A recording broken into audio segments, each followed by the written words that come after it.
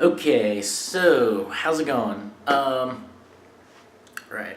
So this one is on Kava, which, as a lot of you probably heard of Kava, it's sold as both like a supplement and as a recreational drug.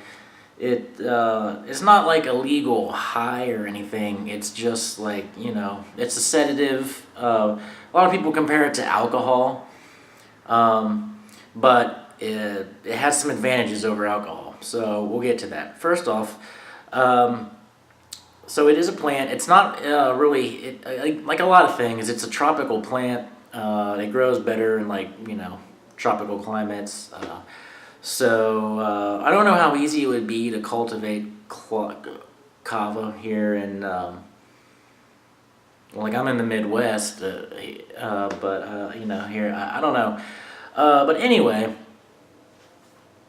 um, the compounds in kava are kava lactones. They're the active ingredients. There's been like 9 of them that are found to be like really significant and probably responsible for most of the effects.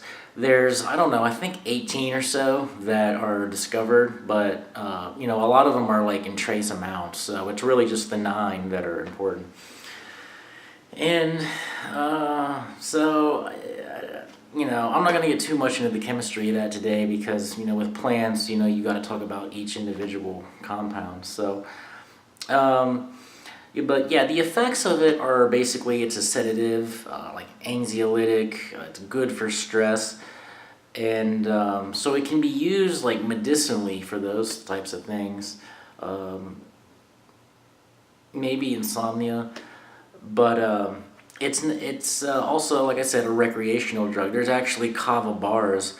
They're usually more around like I guess like tropical areas or like Florida, places with beaches, basically. Um, but yeah, those are popping up, and so it is good. I actually that's how I use it. I just like the way it makes me feel. I'm not trying to use it for a particular thing. Just recreationally, but so kava is actually one of those things. It's all over the place. There's a lot of varying reports. Like some people love it, and some people say that it's not that impressive. But this is true with plants in general, but in particular, it's even like seems like it's more so with kava that you really got to find a good source of it. And I'm not going to talk about that on here. I don't really want to talk about brands or sources, but that that's key for kava. And I can tell you, if you find a good source, it is pretty good. I guess, but that's subjective. And obviously your opinion might be different from mine. But so it's neuroprotective. Um, this is one of the advantages that it has over alcohol is that you can it doesn't impair your cognitive function at all, and in fact it has a neuroprotective effect against stress. And there's been some research that shows it actually improves cognition, but I don't know if this is related to just making you less anxious or if it has some other thing. I think the most parsimonious explanation would be that it's just calming you down, so it's keeping anxiety from inhibiting your ability to think. So, but I don't know that for sure. I don't know what that mechanism of cognitive boosting is. I oh yeah. Anyway, yeah. I say it's neuroprotective against stress, and I'm not gonna get It's basically that there's like 2 different signaling pathways of the stress response, like on like a molecular level, and it inhibits those. But I'm not gonna get into detail. That's actually gonna be in one of the links that I put in the description for like sources and further reading if you're into that sort of thing. So it is neuroprotective, and it's good. I mean, I would be remiss if I didn't mention that there has been some liver toxicity issues that are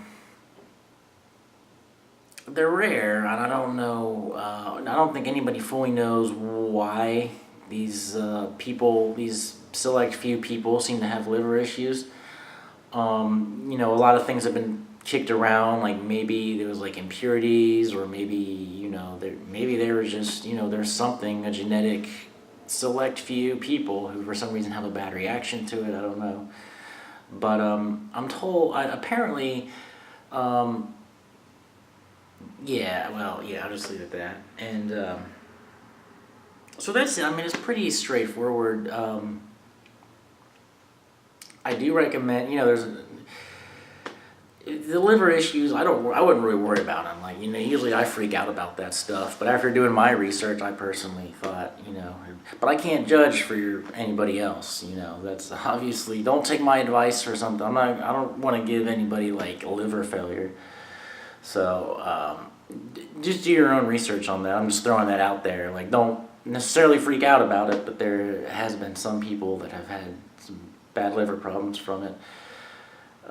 I mean, I don't know. I think it's one of those things, like there's enough people, it seems like something's going on, but it's like I think the total number of cases might be under like 100 still of this happening, so I don't know. Just like I said, just do your own further research on that if that's something that you're concerned about. But other than that, that's all I got. I personally, like I said, I use it just recreationally. So, some people say, I've heard it, some people actually would consider it one of the better legal recreational drugs.